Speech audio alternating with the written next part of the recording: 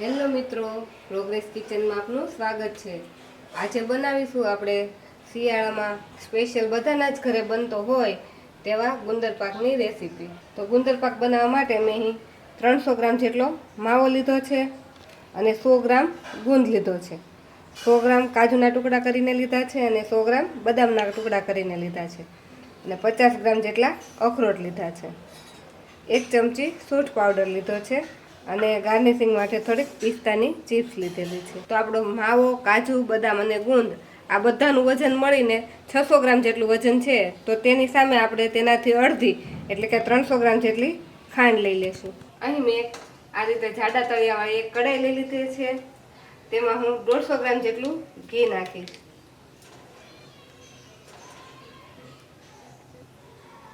આપણું ઘી ગરમ થઈ ગયું છે તો હવે આપણે જે ગુંદર લીધો છે તે આપણે થોડો થોડો ઘીમાં નાખી અને થોડો થોડો આપણે એને તળી લઈશું। ગુંદરને આ રીતે એકદમ ધીમા ગેસ પર આપણે તળવાનો છે અને આ રીતે ચલાવશું એટલે એકદમ એ છૂટો છૂટો થઈ જશે અને થોડીક વાર આને આપણે આ ઘીમાં આ રીતે તળાવવા દેવાનો। જો ફટાફટ તળીને કાઢી લેશો તો અંદરથી ગુંદર કાચો રહેશે। આ રીતે તળાઈ જાય એટલે આપણે એને કાઢી લઈશું। આ રીતે ફરીથી પાછો આપણે થોડો થોડો કરીને ગુંદ તળી લઈશું। તો બીજી વાર પણ આપણો ગુંદ તળાઈ ગયો છે। આવી રીતે આપણે બધા જ ગુંદને તળી લઈશું। ગુંદ તળાઈને રેડી થઈ ગયો છે। તો હવે જે ઘી વધેલું છે કડાઈમાં તેમાં આપણે બદામને થોડીક શેકી લઈશું। જે ઘી વધેલું છે તેમાં આપણે બદામને પણ શેકી લઈશું। 1 મિનિટ માટે આ રીતે ઘીમાં હલાવશું એટલે આપણે બદામનો કલર થોડોક ચેન્જ થાય એટલે આપણે બદામને પણ કાઢી લઈશું। 1 જ મિનિટમાં આપણી બદામ પણ શેકાઈ ગઈ છે તો તેને પણ આપણે કાઢી લઈશું। તેને આપણે આ રીતે ઝારામાં નાખીશું એટલે તેમાંથી વધારાનું ઘી બધું નીતરી જાય। હજુ આપણી કઢાઈમાં ઘી વધેલું છે તો તેમાં આપણે કાજુ અને અખરોટને પણ એ રીતે શેકી લઈશું। કાજુ અને અખરોટને શેકાતા અડધી મિનિટનો જ સમય લાગશે। અડધી જ મિનિટમાં આપણે કાજુ અને અખરોટને પાછા કાઢી લઈશું। આ ગુંદર પાકમાં તમારે અખરોટ કે જે પણ ડ્રાયફ્રૂટ નાખવું હોય તે નાખી શકો અને તે વધારે ઓછું પણ કરી શકો। તો આપણા કાજુ પણ સારી રીતે શેકાઈ ગયા છે તો હવે તેને પણ આપણે કાઢી લઈશું। આપણો ગુંદ અને ડ્રાયફ્રૂટ બધું જ આપણું રેડી થઈ ગયું છે તો હવે આને આપણે થોડીક વાર માટે એક સાઈડમાં મૂકી દઈશું। આપણા ડ્રાયફ્રૂટ શેકાતા હજુ પણ આમાં થોડુંક ઘી વધેલું છે તે જ ઘીમાં હવે આપણે માવાને શેકી લઈશું। એકદમ ધીમા ગેસ પર આપણે આ માવાને શેકાવા દઈશું। આ ગુંદર પાકમાં તમે માવો પણ તમારા મરજી પ્રમાણે વધારે ઓછો કરી શકો। માવાની સાથે થોડોક ઘઉંનો જાડો લોટ પણ શેકીને તમે આમાં નાખી શકો। 2 થી 3 મિનિટ માવો શેકાતા તેમાંથી ઘી એકદમ છૂટું પડવા માંડ્યું છે। આ માવામાંથી હલકી હલકી સુગંધ આવવા માંડે ત્યાં સુધી આપણે આ માવાને શેકીશું। જો આપણો આ માવો છે એ કાઠિયાવાડનો માવો છે કે જે સૌરાષ્ટ્રમાંથી લાવેલો માવો છે તો તે માવામાંથી કેટલું ઘી છૂટ્યું છે। આ માવો શેકાવાની સુગંધ પણ આવવા લાગી છે અને 5 મિનિટ જેવો સમય થઈ ગયો છે માવાને શેકાતા તો હવે આપણે ગેસને બંધ કરી દઈશું। આ શેકાયેલા માવાને પણ આપણે એક ડીશમાં કાઢી લઈશું। તેમાં જે ઘી છે તે પણ આપણે માવા સાથે જ બધું લઈ લઈશું। હવે આપણે ગુંદર પાક માટે ચાસણી બનાવીશું। તો ચાસણી બનાવવા માટે જે આપણે ખાંડ લીધી છે તેને એક આપણે કઢાઈમાં નાખીશું ને આ ખાંડ છે તેનું આપણે અડધું પાણી નાખીશું। આ ખાંડ ડૂબી જાય એટલું આમાં આપણે પાણી નાખવાનું। આપણે અડધું પાણી નાખીએ એટલે બરોબર એ ખાંડ એમાં પલળી જશે। હવે આ ખાંડને આપણે એકદમ ધીમા ગેસ પર ઓગળવા દઈશું। પહેલાં 1 થી 1.5 મિનિટમાં આપણી બધી જ ખાંડ ઓગળી ગઈ છે। આ ખાંડની આપણે એક તારની જાડો એક તાર થાય તેવી ચાસણી બનાવવાની છે। તો ધીમા ગેસ પર આપણે આ ચાસણીને આ રીતે હલાવતા રહીશું। તો 3 થી 4 મિનિટ થઈ ગઈ છે તો હવે આપણે ચાસણીને આપણે ચેક કરી લઈએ।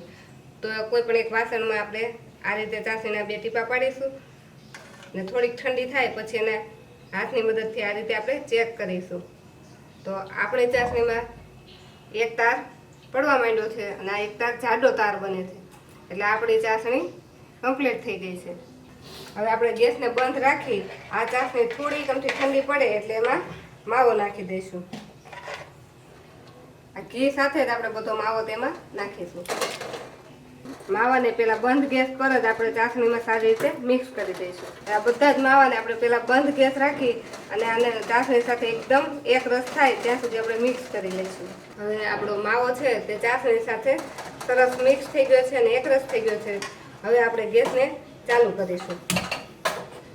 ધીમા ગેસ પર આ માવાની અંદર થોડાક બબલ્સ થાય ત્યાં સુધી એને ગરમ કરીશું. એકદમ ધીમા ગેસ પર 2 થી 3 મિનિટ માટે આ રીતે હલાવીશું એટલે એમાં આ રીતે બબલ્સ થવા લાગશે. હજુ થોડીક વાર માટે આપણે આને આ રીતે હલાવીશું, પણ આમાં આપણે કન્ટિન્યુ આને હલાવતા જ રહેવાનું છે. તો આપણે માવામાં એકદમ સરસ આ રીતે બબલ્સ થવા લાગ્યા છે. તો આપણે ગેસને બંધ કરી દઈશું. ગેસ બંધ કરી 1 મિનિટ માટે આ રીતે એને હલાવતા રહીશું. હવે આપણે આ માવાવાળી ચાસણીને આપણે ગેસ પરથી નીચે ઉતારી લઈશું અને થોડીક એવી ઠંડી થાય એટલે તેમાં આપણે જે તળીને ગુંદ રાખેલો છે તે નાખીશું. એમાંથી આપણે થોડોક અમથો ગુંદ ઉપર છાંટવા માટે વધારીશું અને તળેલા ડ્રાયફ્રૂટ પણ નાખી દઈશું. તેની સાથે 1 ચમચી જે સૂંઠનો પાવડર લીધો છે તે પણ નાખી દઈશું. આ બધી જ વસ્તુને આપણે મિક્સ કરી દઈશું.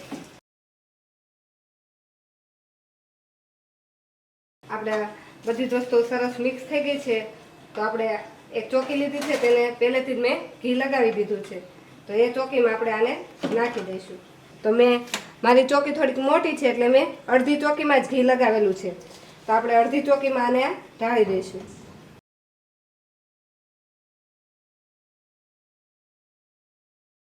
ચમચાની મદદથી આને આપણે ફેલાવી દઈશું.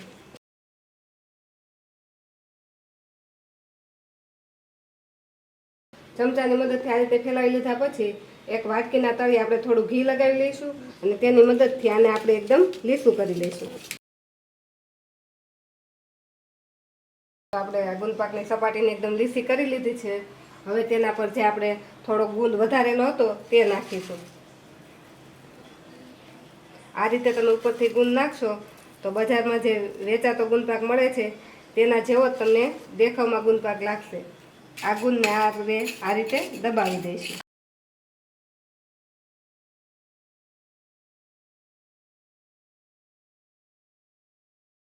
હવે તેના પર જે આપણે પિસ્તાની કતરણ કરીને રાખેલી છે તે નાખીશું. તેને પણ વાટકીની મદદથી આ રીતે થોડું થોડું દબાવી દઈશું. એટલે જ્યારે આપણે ગુંદપાકની ઢેફલીને કટ કરીએ ત્યારે તે બધું નીકળી ન જાય અને સારી રીતે એની સાથે ચોંટી જાય. આપણો ગુંદપાક બનીને રેડી થઈ ગયો છે. તો હવે આ ગુંદપાકને આપણે અડધો કલાક માટે ઠંડો થવા દઈશું. પછી તેને આપણે પીસ કરીશું. તો આપણો ગુંદર પાકને ઠંડો થતાં અડધી કલાક થઈ ગઈ છે અને તે થોડો ઠંડો પણ થઈ ગયો છે. તો આ સમયે જ આપણે તેના પીસ કરી લઈશું. જો તે વધારે પડતો ઠંડો થઈ જશે તો તેના પીસ બરોબર નહીં પડે. એટલે થોડો થોડો ગરમ હોય અને બન્યા પછી અડધી કલાકે આના પીસ કરી લેવાના. પહેલાં જે આ ચોકીની સાઈડ છે તેને આ રીતે આપણે અલગ કરી લઈશું. હવે આને આપણે મનપસંદ શેપમાં કટ કરી લઈશું. આ રીતે આપણી છરીને ઉપર નીચે કરતાં કરતાં આ રીતે ધીમે ધીમે આપણે આના પીસ કરવાના, જેથી આપણું જે ડ્રાયફ્રૂટ છે તે પણ વચ્ચેથી સરસ કટ થાય. આપણે ઊભા કટ પાડી દીધા છે. હવે આ જ રીતે આપણે આડા પણ પીસ પાડી લઈશું.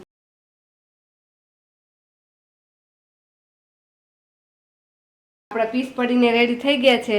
હજુ આપણે આનું ઘી જામે ત્યાં સુધી 2 થી 3 કલાક માટે આને ઠંડી થવા દઈશું. તો આને આપણે ઠંડા થતાં 2 થી 3 કલાક ઠંડી થવા દીધી છે.